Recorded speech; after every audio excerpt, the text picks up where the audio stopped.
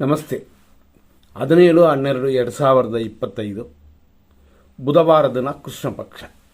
ಇವತ್ತು ತ್ರಯೋದಶಿ ತಿಥಿ ಇದೆ.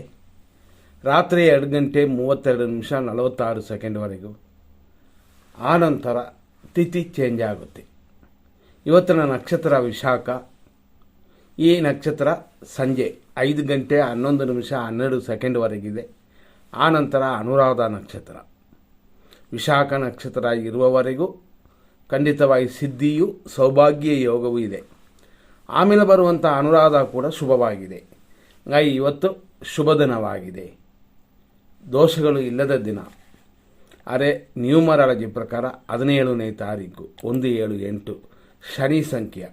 ಆದರೂ ನಕ್ಷತ್ರ ಪ್ರಕಾರ ದೋಷವಿಲ್ಲ, ತಿಥಿ ದೋಷವೂ ಇಲ್ಲ. ಆದ್ದರಿಂದಾಗಿ ಈ ಸಂಖ್ಯಾಶಾಸ್ತ್ರದ ದೋಷವು ಅಲ್ಲಿ ಸಿಗೋಲ್ಲ. ಆದ್ದರಿಂದ ನೀವು ನಿಮ್ಮ ಕಾರ್ಯಗಳನ್ನು ಮಾಡಬಹುದು. ವಿಶಾಖ ನಕ್ಷತ್ರ ರಾಕ್ಷಸಗಣ, ಅನುರಾಧ ನಕ್ಷತ್ರ ದೇವಗಣ. ಬೆಳಿಗ್ಗೆ 6:35 10:26 ವಿಶಾಖ ನಕ್ಷತ್ರ 3ನೇ ಪಾದ. ಆನಂತರ ಸಂಜೆ 5:11 ವಿಶಾಖ ನಕ್ಷತ್ರ 4ನೇ ಪಾದ. ಇದೆಲ್ಲ ವೃಶ್ಚಿಕ ರಾಶಿಯಲ್ಲಿ ಬರುತ್ತದೆ. ಹಾಗಾಗಿ ಈ ವಿಶಾಖ ನಕ್ಷತ್ರದ 4ನೇ ಪಾದ ಬರುವ ಸಮಯದಲ್ಲಿ ವೃಶ್ಚಿಕ ರಾಶಿ ಅಂದರೆ ಬೆಳಿಗ್ಗೆ 10:26 ಮೇಲೆ 10:26 ತುಲಾರಾಶಿ.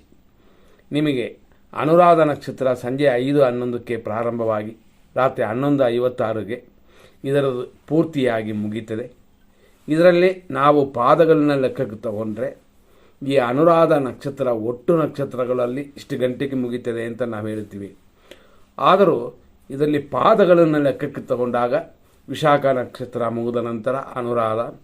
ಈ ಅನುರಾಧ ನಕ್ಷತ್ರ ಸಂಜೆ 5:11 ರಾತ್ರಿ 11:56 ಇದಾದ ಮೇಲೆ 11:56 ಇನ್ನೊಂದು ಪಾದ ಅಂದರೆ 2ನೇ ಪಾದ ಪ್ರಾರಂಭವಾಗುತ್ತೆ.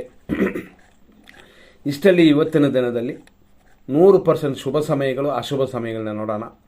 6:35 ಬೆಳಗ್ಗೆಯಿಂದ 7:58, 9:27 11:51, ಮಧ್ಯಾಹ್ನ 1:43 ಮೇಲೆ ರಾತ್ರಿ 9:38.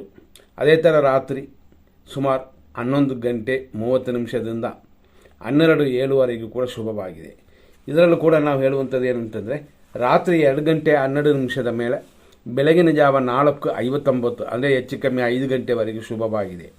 ಇದರಲ್ಲಿ ನಾವು ಹೇಳುವಂಥದ್ದು ಏನಂದರೆ ಮಧ್ಯಾಹ್ನ 1:43 9:38 ಪರವಾಗಿಲ್ಲ, ಪಕ್ಕವಾಗಿರುತ್ತದೆ. ಇದನ್ನು ಒಳ್ಳೆಯ ಕಾರ್ಯಗಳಿಗೆ ನೀವು ಉಪಯೋಗಿಸ್ಕೊಳ್ಳಿ. ಮತ್ತು 100% ಅಶುಭ ಸಮಯವನ್ನು ನೋಡೋಣ. 8:00-9:25 ಯಮಕಂಡ ಕಾಲ, 11:53-12:39 ದುರ್ಮುಹೂರ್ತ. ಇದು ಮುಗಿಯುವಷ್ಟರಲ್ಲಿ ಇದರಲ್ಲಿ 12:16 ಇನ್ನೊಂದು ಕೆಟ್ಟ ಟೈಮ್ ಸ್ಟಾರ್ಟ್ ಆಗುತ್ತದೆ 1:41. ಹಾಗಾಗಿ ಈ ಸಮಯನೇ ಅಧಿಕವಾಗಿ ದೋಷ ಬರುವಂಥದ್ದು. ಇದನ್ನು ನೋಡ್ಕೊಳ್ಳಿ. ಮತ್ತು 12:16 1:41 ವಿಷಕಾಲವೂ ಕೂಡುತ್ತದೆ. ರಾತ್ರಿ 9:40 11:28 ನಕ್ಷತ್ರ ವಿಷಘಟಿಕಾ ಕಾಲ. ರಾತ್ರಿ 12:09 2:10 ಮೃತ್ಯು ಇದೆ. ಮತ್ತು ಬೆಳಗಿನ ಜಾವ 5:01 6:35 ವಿಷಕಾಲವಿದೆ. ಇದನ್ನು ತಿಳಿದು ನಿಮ್ಮ ಕಾರ್ಯಗಳನ್ನ ಮಾಡಿ. ಇವತ್ತು ಹೇಳಬೇಕು ಅಂತಂದರೆ ಶುಭ ಸಮಯವೇ, ಹೆಚ್ಚಾಗಿ ದೋಷಗಳಿಲ್ಲ. ಏನು ಅಂತಂದರೆ ನಾವು ಒಂದು ವಿಷಯನ ಗಮನಿಸಬೇಕು, ಅಮಾವಾಸ್ಯೆ ಹತ್ತಿರ ದೋಷಗಳಿರುತ್ತದೆ ಅಂತ. ಆದ್ದರಿಂದ ಹೆಚ್ಚಿನ ಗಮನ ಕೊಡಿ. ಮುಂದಿನ ಸಂಚಿಕೆಯಲ್ಲಿ ನೋಡೋಣ. ಧನ್ಯವಾದಗಳು.